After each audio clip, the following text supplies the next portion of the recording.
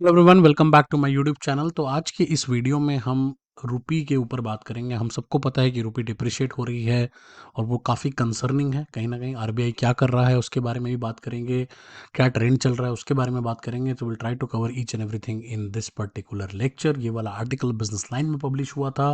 तो let's begin. अगर आप कोई भी मेरा टेलीग्राम चैनल ज्वाइन कर सकते हो for accessing all my material. इसके अलावा अगर आप सारे नोट्स को बिल्कुल ऑर्गेनाइज्ड फॉर्म में लेना चाहते हैं तो आप ज्वाइन का बटन दबा सकते हैं और वहाँ से चैनल को ज्वाइन कर सकते हैं। Let's begin. सबसे पहली चीज जो समझते हैं कि भाई डिप्रिसिएशन का ट्रेंड क्या चल रहा है। तो कहीं ना कहीं rupee has hit a lifetime low 2024 में। कई बार रिपीटेडली लाइफ टाइम लो पर हम गए।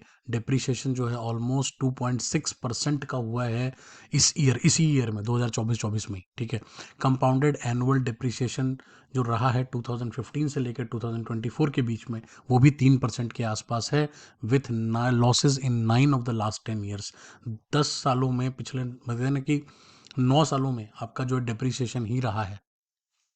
ठीक है। तो 10 सालों में से 9 बार जो है हम डिप्रिसिएशन में ही एंड हुआ है हमारा ईयर कहीं ना कहीं। तो जो कि काफ़ी कंसर्निंग पॉइंट है, right.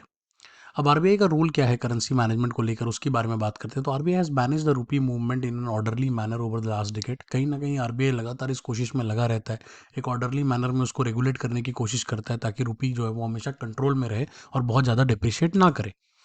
Active intervention in the forex market has helped the rupee perform better than emerging market currencies like Brazilian, Mexican या साउथ कोरियन।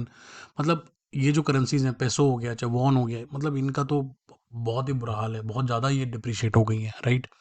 तो अब मतलब कि अगर सिर्फ $1000 ले लें यूएस का तो आप समझ लो वॉन में 1 मिलियन हो जाता है। आप अंदाज़ा लगा लो कितना डिप्रिशिएट हो गया है करेंसी। तो इस हिसाब से कहीं ना कहीं हमें समझना पड़ेगा ये पॉइंट कि रुपी उससे बेटर कर रहा है। इसका मतलब ये नहीं कि हम बहुत अच्छा कर रहे हैं, बट रुपी उन उन करेंसीज के कंपैरेटिवली रुपी एक्टिवली मतलब लगातार आरबीआई चूंकि इसके ऊपर इंटरवेंशन करता रहता है फॉरेक्स मार्केट में, इस वजह से हम थोड़ा सा बेटर कर रहे हैं। फैक्टर्स कौन कौन से इम्पैक्ट किए हैं रुपी को, तो उसके बारे में बात करते हैं। पहला तो जैसे ही डोनाल्ड ट्रंप जो एज ए प्रेसिडेंट सिलेक्ट हुए तो उसकी वजह से डॉलर बहुत ज़्यादा सर्च कर रही है, क्योंकि लोगों को ये लगता है कि जब जब ट्रंप पावर में आएंगे तो बिजनेस एक्टिविटीज़ काफ़ी तेज़ी से बढ़ती हैं, जिससे डॉलर की वैल्यू बहुत ज़्यादा बढ़ने लग जाती है। तो that is one of the reasons Y जो है वो रुपी जो है रुपी को ज़्यादा इफेक्ट पड़ा। दूसरा, अक्टूबर नवंबर में 2024 has saw increase in the foreign portfolio outlaws, expanding trade deficit. अब आपने देखा होगा नवंबर दिसंबर के टाइम पे बहुत ज़्यादा सेलिंग हुई है इंडियन मार्केट में। लोगों ने अपना पैसा इंडियन मार्केट से निकाला है क्योंकि उनको लग रहा है कि रुपी डिप्रिशिएट हो रहा है, इन्फ्लेशन बहुत हाई है, जिसकी वजह से हमारा जो ट्रेड डेफिशिएट है वो भी ज़्यादा बढ़ गया। इस वजह से रुपी डिप्रिशिएट हो रहा है। तो ये दो मेन रीजन है इधर रिसेंटली जो हुआ है उसकी वजह से। इसके ऊपर मैंने एक लेक्चर वैसे बनाया हुआ है, तो मैं उसको भी यहाँ पे कमेंट सेक्शन में डाल दूंगा। ये पहले भी आया था तो उसको मैंने कवर किया था। आरबीआई कौन कौन से टूल्स को यूज़ कर रहा है इस टाइम पे रुपी को मैनेज करने के लिए। सबसे पहले तो inter bank OTC market intervention कर रहा है, जहाँ पर आरबीआई क्या करता है, स्पॉट बाइंग करता है। तो डॉलर की स्पॉट बाइंग होती है with the help of PSU banks. तो वो एक टेक्निक आप यूज़ कर रहे हो। दूसरा, आप कहीं ना कहीं डोमेस्टिक एंड ओवरसीज फॉरवर्ड में पोजीशंस ले रहे हो। आप कहीं ना कहीं आरबीआई क्या करता है कि डोमेस्टिक मार्केट में और as well as overseas market में फॉरवर्ड कॉन्ट्रैक्ट्स में अपनी मार्केट पोजीशंस ले लेता है, राइट। तो वो भी एक एक टूल यूज़ करता है आरबीआई। तीसरा, डोमेस्टिक एक्सचेंज ट्रेडेड, जो एक्सचेंज ट्रेड ईटीएफ्स होते हैं उनके डेरिवेटिव्स में भी हम ट्रेड कर रहा है कहीं ना कहीं आरबीआई। और आउटस्टैंडिंग शॉर्ट पोजीशंस आपने ले रखी हैं मार्केट में, जो कि सिग्निफिकेंटली हमारी बढ़ी है। अगर आप देखोगे अक्टूबर एंड 2024 में हम 237% का हमारा ग्रोथ हुआ है हमारे फॉरवर्ड शॉर्ट पोजीशंस में कहीं ना कहीं मार्केट में। इसको यहाँ पे मैं बहुत ज़्यादा डिटेल में कवर नहीं कर रहा हूँ। तो अगर आप चाहते हो कि मैं आरबीआई के टूल्स को डिटेल में कवर करूँ कि भाई आरबीआई कैसे रुपी को मैनेज करता है, तो आप कमेंट सेक्शन में टूल लिख के जाना, ताकि अगर मुझे लगेगा कि उसमें अच्छे कमेंट्स हैं तो डेफिनेटली मैं उसके ऊपर भी एक लेक्चर लेकर आऊँगा, राइट। बट अभी के लिए मैंने आपको मोर एंड ओवर टेक्निक्स बता दिए कि स्पॉट बाइंग हो रही है, फॉरवर्ड कॉन्ट्रैक्ट्स में आप इन्वॉल्व हो, ईटीएफ के डेरिवेटिव्स में आप इन्वॉल्व हो। तो हर जगह कहीं ना कहीं आरबीआई इस टाइम पर पोजीशन लेकर बैठा है। अब देखते हैं ओवरऑल वोलेटिलिटी जो है वो फॉरवर्ड मार्केट पोजीशंस में किस तरह की नज़र आ रही है। तो आरबीआई ने बहुत सारी पोजीशंस में अपना रोल ओवर नहीं किया है।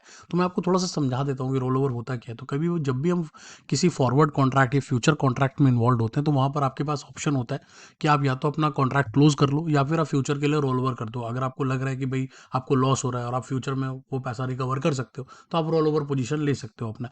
बट आरबीआई ने कहीं ना कहीं इस बार डिसीजन लिया कि वो और ज़्यादा रोल ओवर नहीं करना चाहते हैं अपनी मार्केट पोजीशंस को, क्योंकि उनको ऐसा लग रहा है कि शायद मार्केट में वोलेटिलिटी और बढ़ सकती है जो उनके लिए नेगेटिवली जा सकती है। तो इस वजह से भी कहीं ना कहीं वो नेगेटिव गया, क्योंकि आपने रोल ओवर नहीं लिया इसका मतलब आपने कहीं ना कहीं लॉस बुक कर लिया।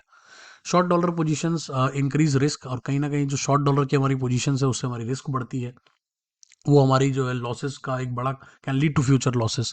एंड करेंसी मूवमेंट अगर एकदम से बहुत शार्प हुई तो उसमें आपको काफ़ी लॉस हो सकता है। तो that is also reason why RBI जो है कहीं ना कहीं थोड़ा सा कॉशियस है इस टाइम पे। पोटेंशियल स्ट्रैटेजिक शिफ्ट्स किस तरह के दिख रहे हैं, तो RBI should reassess it's tool for controlling volatility. तो कहीं ना कहीं इस टाइम पे अगर आप देखो तो आरबीआई अपने फॉरेन एक्सचेंज रिजर्व्स को यूज़ कर रहा है और मोस्टली ट्रेड करके अपने आप को बचाने की कोशिश कर रहा है इस वोलेटाइल मार्केट में। बट आरबीआई को थोड़ा सा एसेस करना चाहिए कि वो और कौन से टूल्स को इस्तेमाल कर सकती है जिससे वो रुपये की अप्रिसिएशन को बेटर करे। इसमें एक बहुत इंपॉर्टेंट कुछ है, अपने माइक्रो फैक्टर्स को अगर आप कंट्रोल करोगे उससे भी आपके मार्केट में इन्वेस्टमेंट आनी शुरू हो जाएगी, जो ट्रेड डेफिसिट है वो कम हो जाएगा। तो कुछ वैसे भी टूल्स आपको इस्तेमाल करने की जरूरत है।